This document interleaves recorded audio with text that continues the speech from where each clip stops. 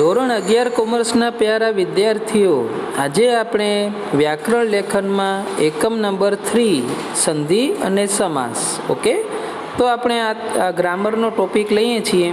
આમાં સંધિ જો કે આમ તો રિપીટેશન ટોપિક છે, પુનરાવર્તન, કારણ કે તમે ધોરણ 9માં અને ધોરણ 10 આ બંને ક્લાસમાં પણ તમે સંધિ અને સમાસ વિશે તો બધું શીખી જ ગયા છો અગાઉ, કે સંધિ કઈ રીતે બને અને સમાસ કઈ રીતે બને. ઓકે, સમાસને કઈ રીતે ઓળખાય તો તમે જાણો જ છો. તેમ છતાં પણ એક પુનરાવર્તન તરીકે આપણે કોર્સમાં આપેલું છે, એટલે ફરીથી આપણે લઈ લઈએ. તો હવે આપણે આગળ વધીએ ચેપ્ટર પ્રમાણે, કે ચેપ્ટરમાં શું આપેલું છે. ઓકે, તો સંધિમાં જ્યારે કોઈક બે જુદા જુદા શબ્દોમાંના અમુક સ્વર કે વ્યંજનોને એકસાથે તરત જ ઉચ્ચારવાના આવે ત્યારે સાહજિક રીતે જ ક્યારેક એમાંના સ્વરો કે સ્વર વ્યંજન જોડાઈ જાય છે અને સાથે જ બંને શબ્દો ઉચ્ચારાય છે. એ જોડાણ એટલે સંધિ.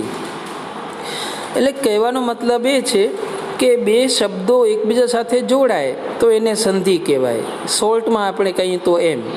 અને દરેક શબ્દ હોય એમાં વ્યંજન હોય અને વ્યંજનની સાથે સ્વર પણ હોય.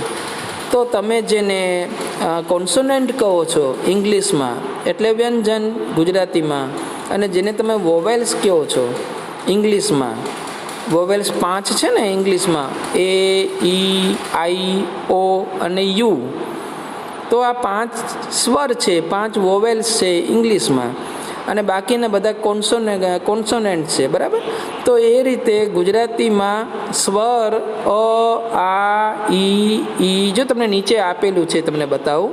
આ જો અ, આ, ઈ, ઉ, રૂ, એ, ઐ, ઓ, ઔ. આ જે છે એ સ્વર છે. એમાં 1, 2, 3, 4, 5, 6, 7, 8, 9, 10 ને 11 આ સ્વર છે, એટલે કે જેને ઇંગ્લિશમાં તમે વોવેલ્સ કહો છો, બરાબર. ગુજરાતીમાં આટલા સ્વર છે. અને એ સિવાયનો જે કક્કો છે, ક, ખ, ગ, ગ, ગ, ચ, છ, જ, ણ, ત, થ, એ કરીને જ્ઞ સુધી, બરાબર, જ્ઞ સુધી તમે જે કરો છો, એ જે છે 26 અક્ષરો, એ બધા બારાખડી આપણે જેને કહીએ દેશી હિસાબ. તો એ કક્કો એને વ્યંજન કહેવાય. એ બધા વ્યંજન છે. જેમ કે કાગડો, તો એમાં ક, ઘ અને ડ છે કાગડોમાં, એ વ્યંજન છે અને એને સ્વર લાગ્યા, એટલે ક વત્તા આ બરાબર કા, પછી ગ વત્તા અ બરાબર ઘ, અને ડ વત્તા ઓ બરાબર ડો. તો કાગડો, બરાબર. એ રીતે થઈ શકે કાગડો, એટલે જેને ઇંગ્લિશમાં તમે ક્રો કહો છો. તો આપણે હવે આ સ્વર સંધિ ઉપર ચાલીએ.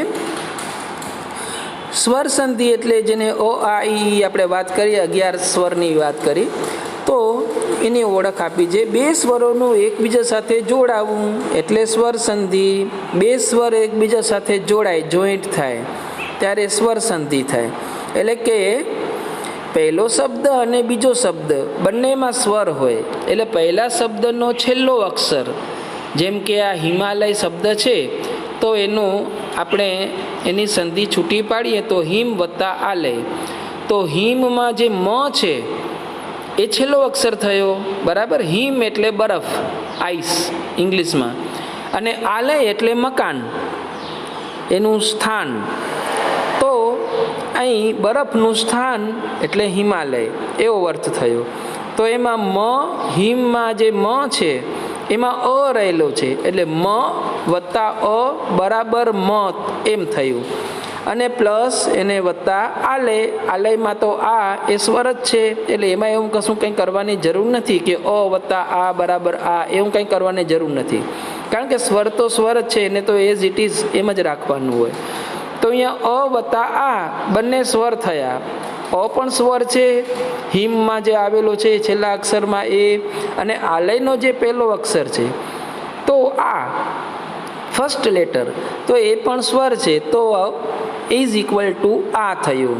તો હિમ વત્તા આલય બરાબર હિમાલય.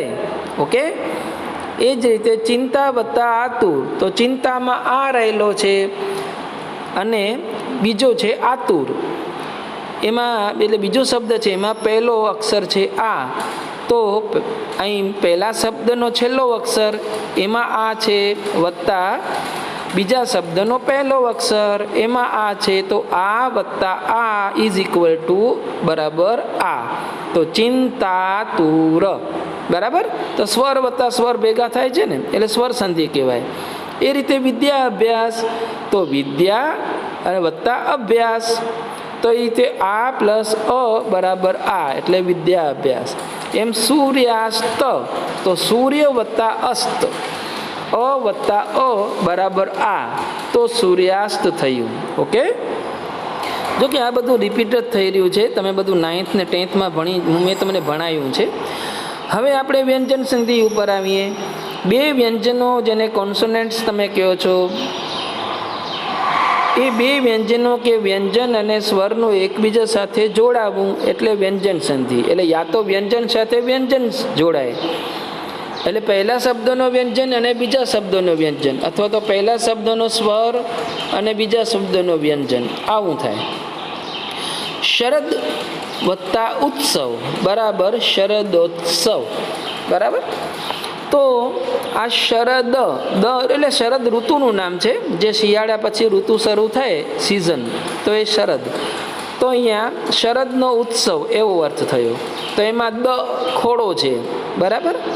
આ જે ખોડો હોય ને ઇંગ્લિશ એટલે ગુજરાતીમાં ખોડો કહેવાય, હલંત.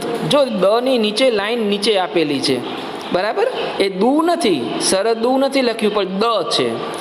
એટલે અહીં સ માં અને ર માં તો સ્વર છે પણ દ ની અંદર સ્વર નથી, એટલે ખાલી વ્યંજન જ છે, ઓનલી કોન્સોનન્ટ. એટલે એમાં ખોડો આપેલો છે. હિન્દીમાં પણ આ બધું છે, તમે જાણો છો હિન્દીમાં આ સંધિ બધું આપેલું છે, ને સંસ્કૃતમાં પણ સંધિ હોય છે.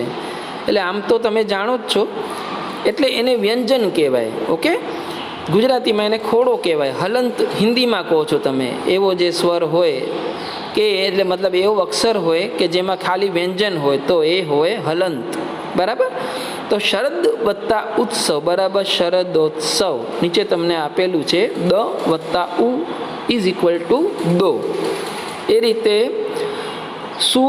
સુક્તિ એટલે સુ વત્તા ઉક્તિ, એટલે કે પહેલા જે અક્ષર છે એમાં જે સ વત્તા ઉ બરાબર શું થયું બરાબર. તો ઉ આવેલો છે અને બીજો શબ્દ છે એમાં ઉ તો છે જ, એટલે અહીં મોટો ઉ થઈ ગયો, તો સુક્તિ બરાબર. એ જ રીતે કવિ વત્તા ઈશ્વર, તો અહીં કવિ ઈ વત્તા ઈ બરાબર મોટી ઈ થઈ, એટલે કવિશ્વર થયું. ઓકે, એટલે આ વ્યંજન વત્તા સ્વર ભેગા થયા. ઓકે, હવે આપણે આવીએ વિસર્ગ સંધિ. તો વિસર્ગ સંધિમાં જો તમને વિસર્ગની બાજુમાં બ્રેકેટમાં એટલે કે કૌંસમાં ઉપર ને નીચે બે ટપકા આપેલા છે, ઉપર એક ટપકું નીચે એક ટપકું, તો આ વિસર્ગ સંધિ આ રીતે લખાય. અને ઘોષ વ્યંજનો એટલે જે અવાજ કરતા વ્યંજનો છે કે સ્વરોનું જોડાવું તે વિસર્ગ સંધિ. જેમ કે નિહિ વત્તા ફળ, તો નિષ્ફળ, એટલે ન વત્તા ઈ થયું એટલે ની, અને એને વિસર્ગનો પેલો જે ચિહ્ન છે એ લાગ્યું 2 પોઈન્ટ. ઓકે, ગુરુ વિરામ આપણે ગુજરાતીમાં કહીએ તો ગુરુ વિરામ એટલે કે નિષ્ફળ થયું. એટલે તે દુહુ વત્તા કાળ બરાબર દુષ્કાળ અથવા તો દુકાળ. ઓકે, મનો વત્તા રથ એટલે મનોરથ અથવા તો મનસ વત્તા રથ કરો તોય ચાલે. એ રીતે નિહિ વત્તા સ્નાત બરાબર નિષ્ણાંત. તો આ વિસર્ગ સંધિ થઈ. એમાં 2 પોઈન્ટ હોય એટલે વિસર્ગ સંધિ ઓળખી શકાય ઇઝીલી.